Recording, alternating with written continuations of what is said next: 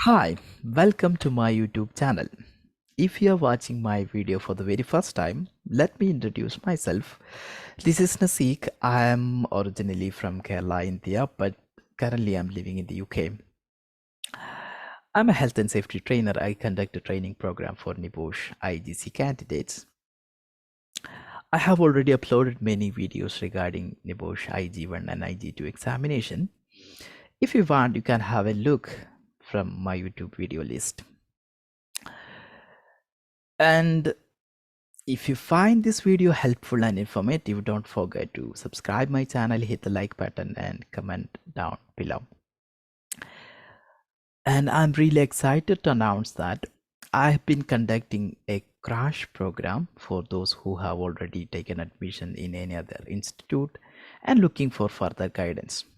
Suppose you are a Nebosh IGC or NGC candidate and you are already enrolled for the examination, but you think that you need furthermore guidance, and you are in the right place. You have come to the right place. I'm conducting the crash program, and no matter where are you from, no matter what country you are living in, you can contact me in my WhatsApp number. I will give you the WhatsApp number. I will mention my number in the description box, or I will put it in the comment box. My WhatsApp number is +919747133860.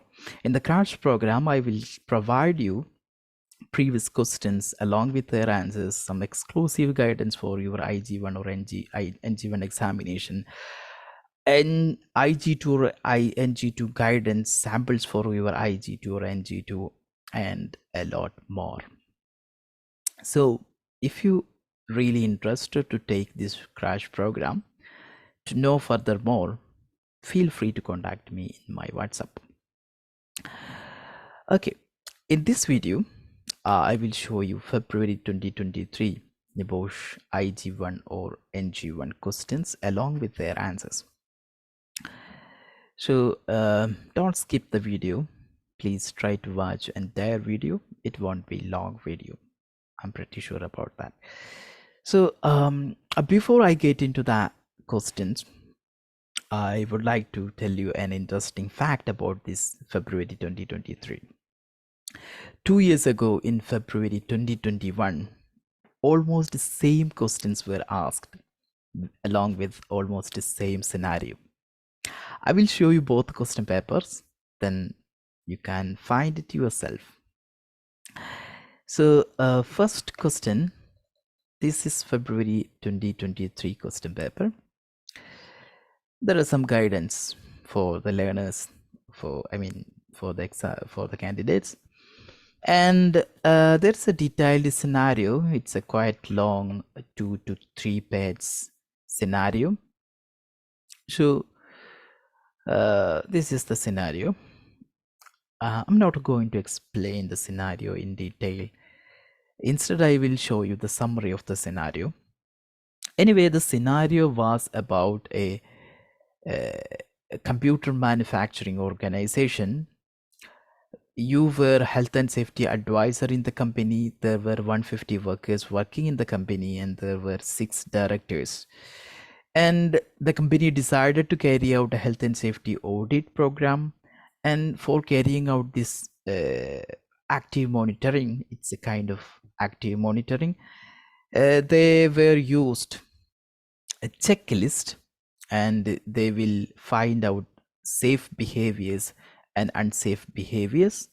They used trained volunteer observers for carrying out this program, and if the volunteer could find safe behavior, they will appreciate it, and if the observers find unsafe behaviors, they will give the workers constructive feedback to improve their safety related behavior.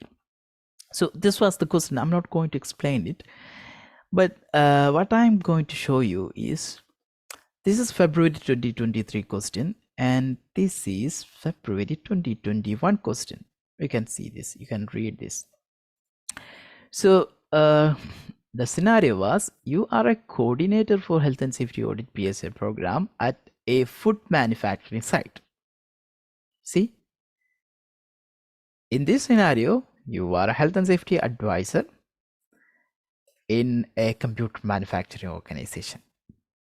In this scenario of 2021, you were a coordinator for PSA at food manufacturing site. Both are manufacturing companies. One is computer manufacturing, second one is food manufacturing site. So apart from the scenario, I will show you the questions as well. So this is the first question in 2021. Behavioral safety audits and use of checklists. The question is, what are the benefits of using checklist for 10 marks? In February 2023, I will show you the question. The first question is regarding what are the benefits of using checklist, 10 marks. Same question. Then second question, what are the likely what obligations are likely to have been contravened and leading to the contractor's accident in the scenario? 10 marks according to recommendation 164 and convention 150, not convention 155, only recommendation 164. Okay, so here you go, same question. Recommendation based on the recommendation 164, what are the duties are violated? Then third question, management failures. What management failures are likely to have contributed to this accident? Then for the 2021, same question. What management failures are likely to have contributed to this accident? You know what?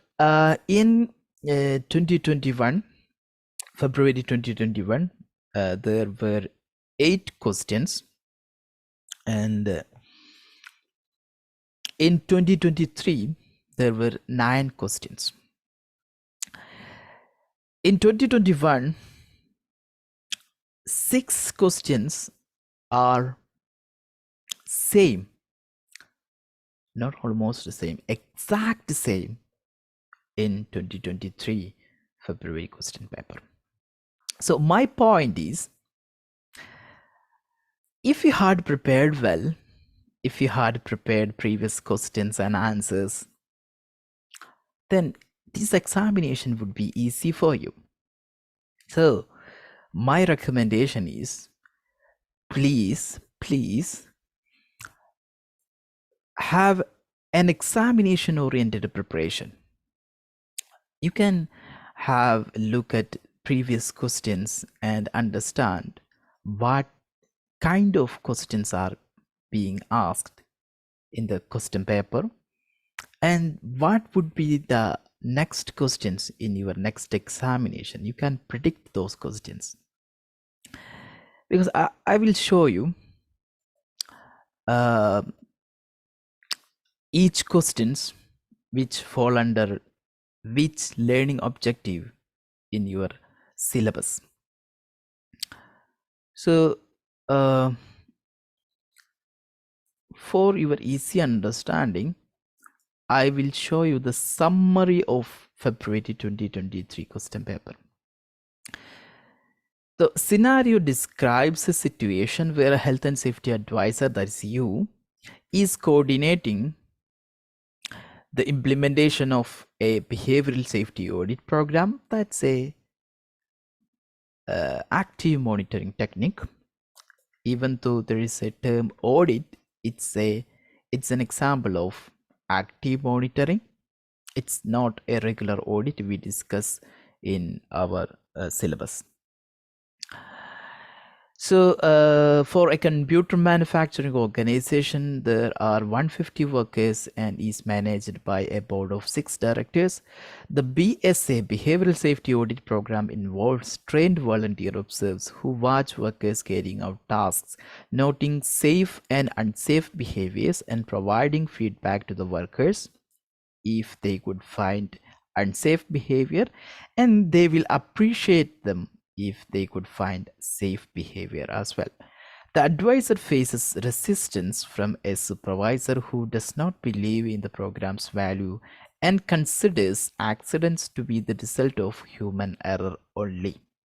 The advisor investigates an accident that occurred 2 weeks ago where a contractor's hand was bruised while carrying out machinery maintenance. The contractor was brought on site specifically to carry out the manual maintenance of one of the machines. The investigation reveals that the accident was not due to human error but rather a breakdown in the PTW system, where the PTW issuer did not physically check the work area and the machine was not isolated, including being locked out and tagged out as required. The scenario highlights the importance of investigating accidents, taking reactive monitoring, and understanding the root causes to prevent similar incidents from occurring in the future. So, this is the summary of the scenario. If you want to read the entire scenario, I will give you the scenario. I will scroll down slowly. If you want, you can pause the video and read it out, or if you want, you can take screenshots and have a closer look if you want to. All right, so this is the first part of the scenario, and here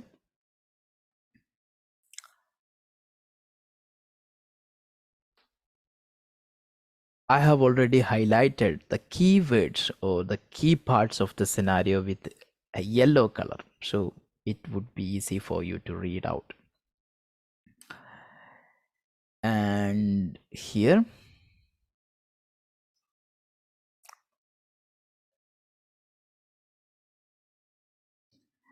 and here.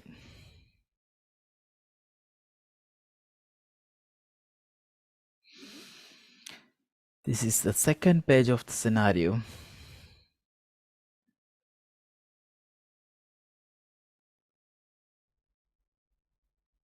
Okay.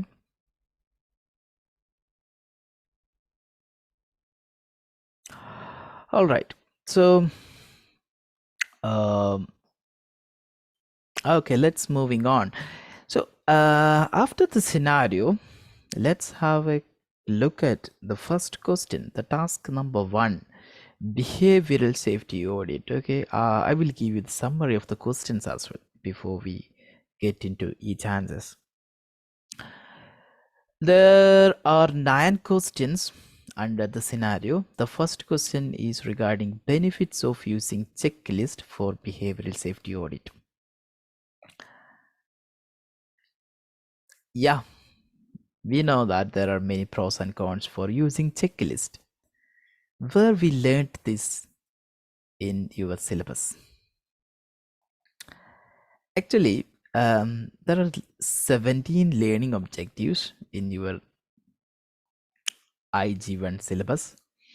So I have listed 70 learning objectives. Oh, this is my WhatsApp number. And I have listed 17 learning objectives here. So this topic of checklist, it is coming under active and reactive monitoring. That is 4.1. It means that the first learning objective of fourth element. So in this part, you have learned some pros and cons regarding checklist. But to be honest, that is not sufficient to get 10 marks. In your textbook, there are a very few points regarding positive things about using checklist. So here I will show you more points to get 10 marks. Okay, wait. And the second question is regarding employer obligations likely contribute leading to contractor's accident. Excuse me. So this question is from 1.2 as well as 1.3 employees' duties and some legal reason. All right. Then next question, the third question is regarding management failures that could have contributed to the accident. Generally speaking, this question is from contractor management 1.3, and also it is from active and reactive monitoring. But in general, you need to know all areas of this syllabus to answer this particular question. Okay. Then next question, comment on the application of the PTW system. Yeah, that is from element 3. In element 3, fifth learning objective, sorry, not fifth, the seventh learning objectives is regarding PTW system. Then next question, insured and uninsured cost. Of course, it is from 1.1, the first learning objective of the first element regarding financial reasons. We have learned direct and indirect costs, and apart from the direct and indirect costs, we learned that insured and uninsured costs. Then sixth question, positive and negative indicators of health and safety culture at the organization. So that is from 3.1 and 3.2. You need to know both learning objective to answer this indicator question. It's a very easy question, repeated questions. And sixth one, positive and the seventh one, identifying which stage of ISO 45001 2018 each arrangement belongs to. It was a quite different question, but it is already asked in February 2021 question paper, so it's not a new question, but it's a rare question. So this health and safety management system, ISO 45001 management system, is discussed in 2.1, that is fourth learning objective of IGC. So health and safety management system and its benefit. The next question is regarding negative aspects of the contractor management associated with the machinery maintenance activity. That is related to contractor management. It is discussed in 1.3. The next question is appropriate training that the organization should arrange for different types of workers. This is something related to training, so it is here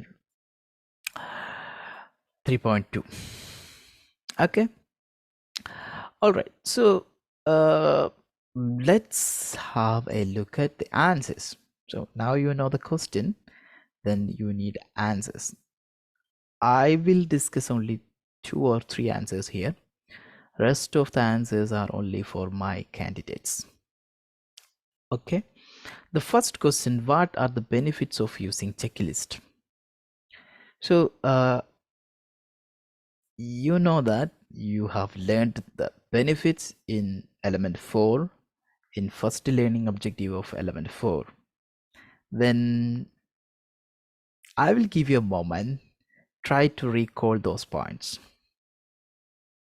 All right, then if you want, you can pause the video and you can have a look at your textbook. That's totally fine. Okay, it helps to systematic, organized inspection if it is behavioral safety audit, and it helps systematic audit. You will get a quick documentation. It will be very easy for comparing with different areas. Okay, so I will show you the answers. So this is the answer template. Then you need to answer each question in the given box. So the first, I have some tips for you. No matter what type of question is question it is, you can always answer those questions as bullet points, because bullet point is the easiest way to convey something to the examiner. And one more thing, you can make bold letters if you think this is a keyword, and leave a space in between the bullet points, so it will be very easy for the examiner to distinguish between the points. Okay, so checklist, here there are some positive things about the checklist. The question is for 10 marks. I highly recommend you to write minimum of 13 points. So you can ensure the maximum mark. You know what I mean. For each bullet point, or for each for each concise and different answers, you will get 1 mark. If it is for 10 marks, you need to write minimum 10 marks, but I recommend you to write minimum 13 points, 13 points, to ensure your mark. So checklist, I'm giving you 19 points. So yeah. So checklist helps the behavioral safety audit to be consistent. The audit will be based on the checklist points, and hence chances of missing out on points and other human errors can be minimized. Checklists helps in conducting the behavioral safety audit in an organized and structured manner. Checklists make the BSA easy and focused. Checklists help to identify any prior arrangements and prior planning to be done for conducting BSA. BSA will be more accurate while using checklist. Okay, wait a moment. Is this okay to use the BSA? It's a short form. Is this okay? Yes, it is totally fine. One thing, it's already described above what is BSA. Okay. Then another thing, in the question paper, the examiner is also used this term BSA. So you can use that short form.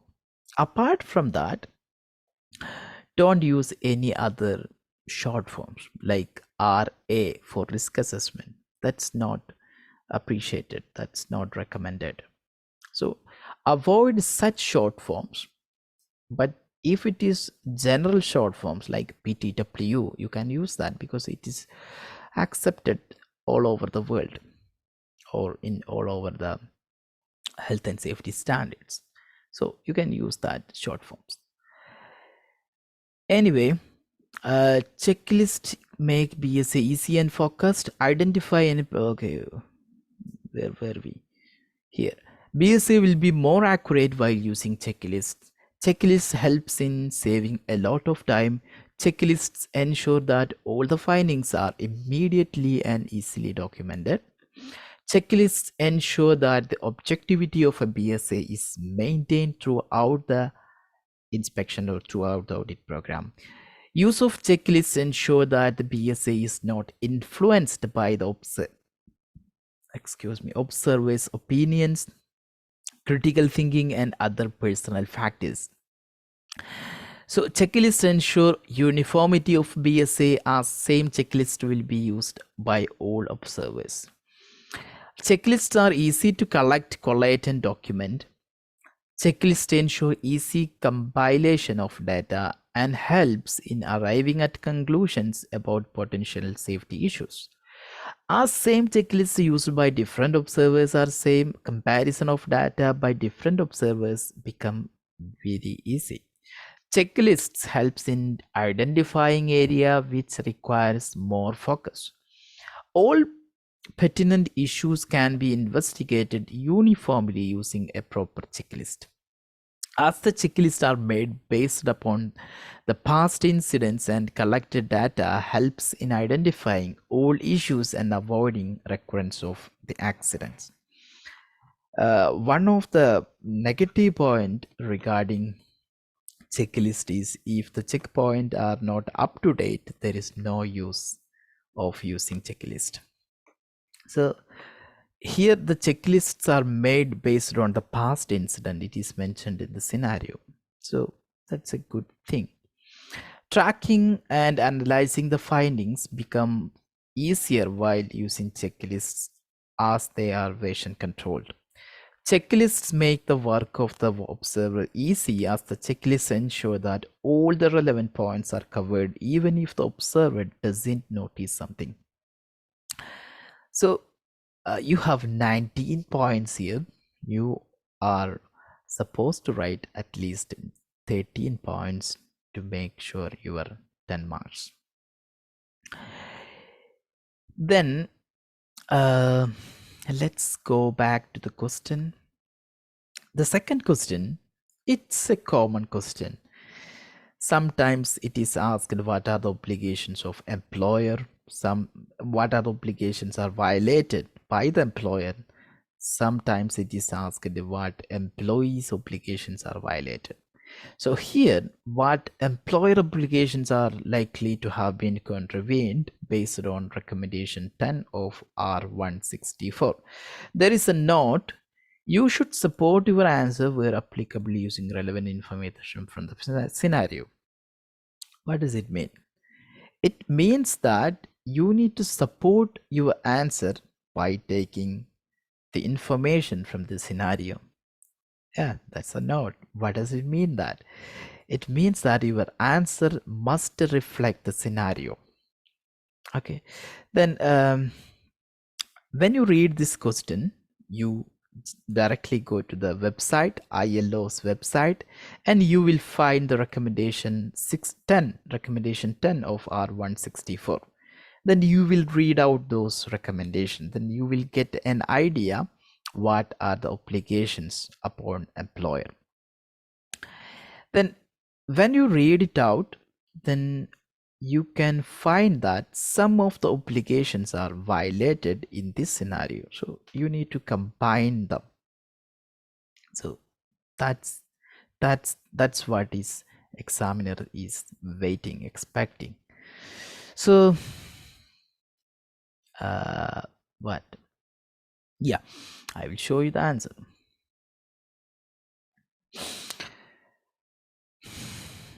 The employer failed to comply ILO recommendation 10 of R164 and they failed in following areas. They failed to provide safe workplace. They failed to provide safe machinery. They failed to ensure machines are electrically isolated before the maintenance, and they failed to give a good condition because it was a dangerous condition with machine signboards were not erected, failed to offer maintenance safe and failed to offer safe workplace equipment, and adequate lighting was not available in the area. Lights were flickering, and even though the contractor requested for sufficient lighting, the employer failed to provide the same, saying that there were no enough resources, there were no workers available to rectify the lighting issue.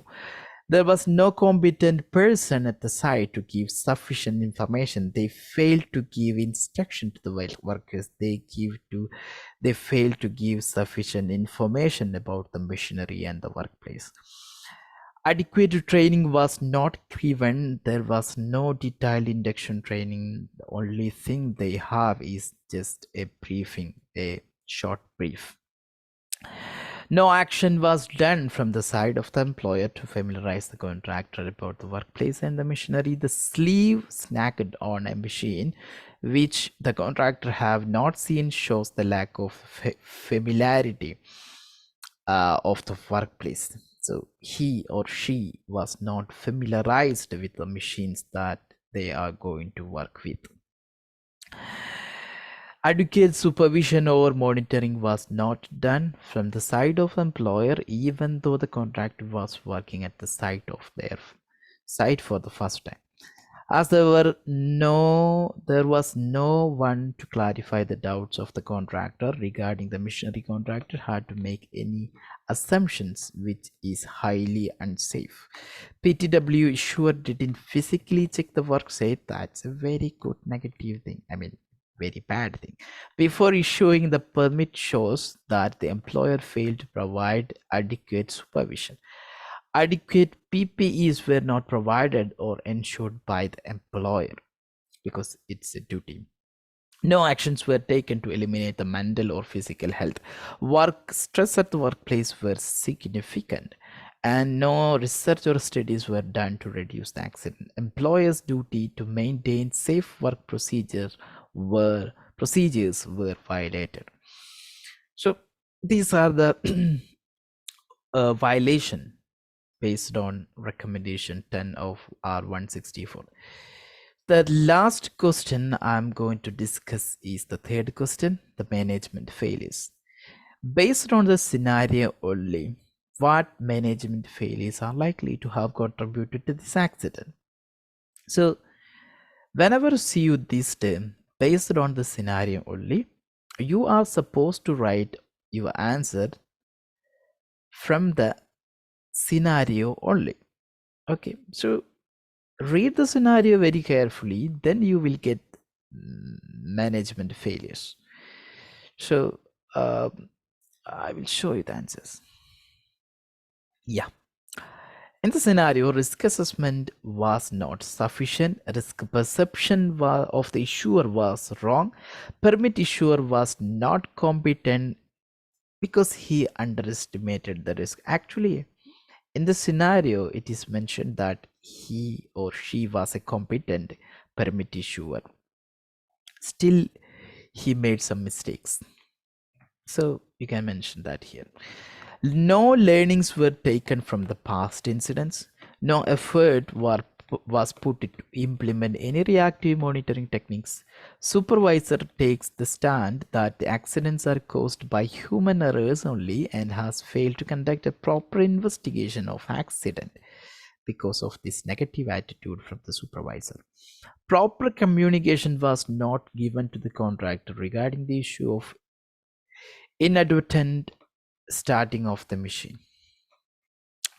Risks and hazards associated with the work was not properly conveyed.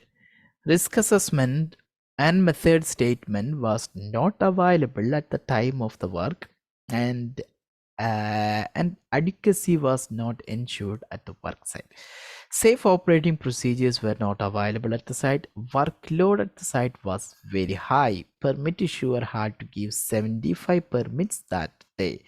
Adequate training on the PTW, lotto system, machinery maintenance, and related the work site was not provided.